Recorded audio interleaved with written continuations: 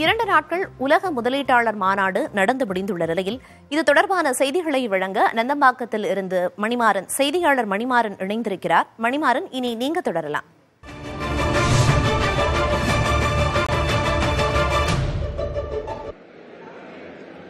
இரண்டு நாட்கள் நடைபெற்ற உலக முதலீட்டாளர்கள் மாநாட்டின் மூலமாக ஒட்டுமொத்தமாக 6,64,000 கோடி ரூபாய் முதலீடுகள் ஈர்க்கப்பட்டிருப்பதாகவும் இதன் மூலமாக 26,90,000 பேருக்கு வேலை வாய்ப்பு கிடைக்கும் என்று முதலமைச்சர் தன்னுடைய உரையில் குறிப்பிட்டிருக்கிறார். முதலமைச்சர் இன்னும் பல்வேறு அம்சங்களை குறிப்பிட்டு பேசியிருக்கிறார். அது குறித்து தான் இப்போது விரிவாக பார்க்க இருக்கிறோம்.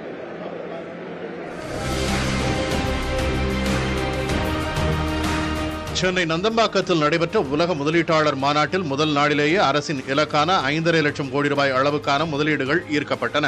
2ஆம் நாளில் முதலமைச்சர் மு.க. ஸ்டாலின் முன்னிலையில் பல்வேறு புதிய புரிந்துணர்வு ஒப்பந்தங்கள் கையெழுத்தாகின.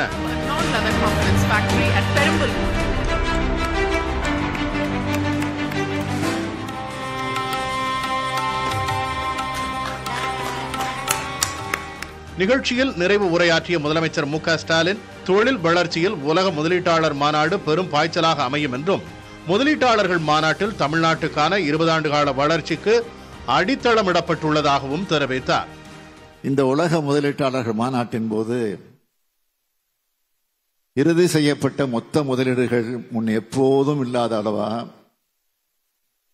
6,64,180 கோடி ரூபாய் என்பதை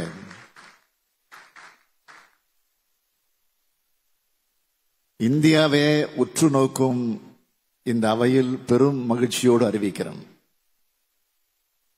இந்த திட்டங்கள் மூலம் நேரடி வேலை வாய்ப்பென்ற வகையில் 14,54,712 நபர்களுக்கும், மறைமுக வேலைவாய்ப்பு என்ற வகையில் 12,35,945 நபர்களுக்கும் என மொத்தம் 26,90,657 வேலை வாய்ப்புகள் உருவாக்கப்படும். மேம்பட்ட மின்னணுவியல் உற்பத்தி, பசுமை எரிசக்தி, தோல் அல்லாத காலணிகள், வாகனங்கள் மற்றும் மின் வாகனங்கள், வான்வெளி மற்றும் பாதுகாப்பு, தரவு மையங்கள், திறன்மிகு மையங்கள், தகவல் தொழில்நுட்ப சேவைகள் போன்ற பலதரப்பட்ட துறைகள் மூலமா இந்த முதலீடுகள் வந்திருக்கு. இந்தியாவே வியக்கும் அளவுக்கு தமிழ்நாட்டில் முதலீடுகள் ஈர்க்கப்பட்டுள்ளதாகவும், தமிழ்நாட்டில் முதலீடு செய்தவர்களை முதலீட்டாளர்களாக பார்க்கவில்லை என்றும் நல்லெண்ண தூதுவர்களாக பார்ப்பதாகவும் முதலமைச்சர் தெரிவித்தார். ஈர்க்கப்பட்டுள்ள மொத்த முதலீடுகள்ல உற்பத்தி துறையில, அதாவது தொழில் முதலீட்டு ஊக்குவிப்பு மற்றும் வர்த்தகத்துறை சார்பா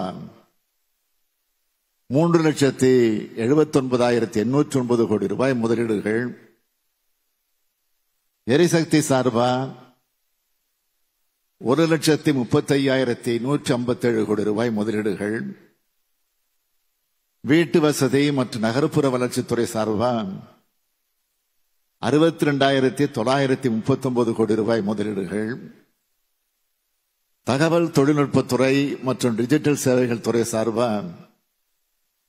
22,130 கோடி ரூபாய் முதலீடுகள், தொழிற்சாலைகளுக்கு வலுவான விற்பனையாளர்களை தளத்தை வழங்கும், குறு சிறு மற்றும் நடுத்தர தொழில் நிறுவனங்கள் துறை சார்பா 63,573 கோடி ரூபாய் முதலீடுகள் ஏற்கப்பட்டிருக்கு. பதவியேற்றது முதல் 44 தொழிற்சாலைகளுக்கு அடிக்கல் நாட்டியுள்ளதாகவும் 27 தொழிற்சாலைகளை திறந்து வைத்துள்ளதாகவும் முதலமைச்சர் மு.க. ஸ்டாலின் தெரிவித்தார். உலக முதலீட்டாளர்கள் மாநாட்டில் அதானி குழுமம் 42,000 கோடி ரூபாய் அளவுக்கும், டாடா பவர் நிறுவனம் 70,800 கோடி ரூபாய் அளவுக்கும் முதலீடுகளை செய்வதற்கு கையெழுத்திட்டுள்ளன. ஸ்டார்ட் அப் துறையில் 200க்கும் அதிக ஒப்பந்தங்கள் கையெழுத்தாகியுள்ளன.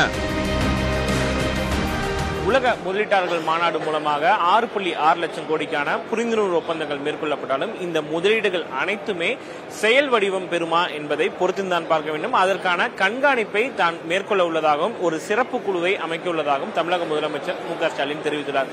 மேலும் தமிழகத்தை பொறுத்த வரைக்கும் இந்த உலக முதலீட்டாளர்கள் மாநாடு மூலமான இந்த கன்வர்ஷன் ரேட் என்பது 10% 20% தான் இதற்கு முன்பு இருந்தது. இதை 100% மாற்றுவதற்கான முயற்சிகளை தமிழக அரசு எவ்வாறு எடுக்கப் போகிறது என்பதை பொறுத்துதான் பார்க்க வேண்டும். புதிய தலைமுறைக்காக ஒளிப்பதிவாளர் சதீஷ்குமாருடன் உலக முதலீட்டாளர் மாநாட்டிலிருந்து ஸ்டாலின்.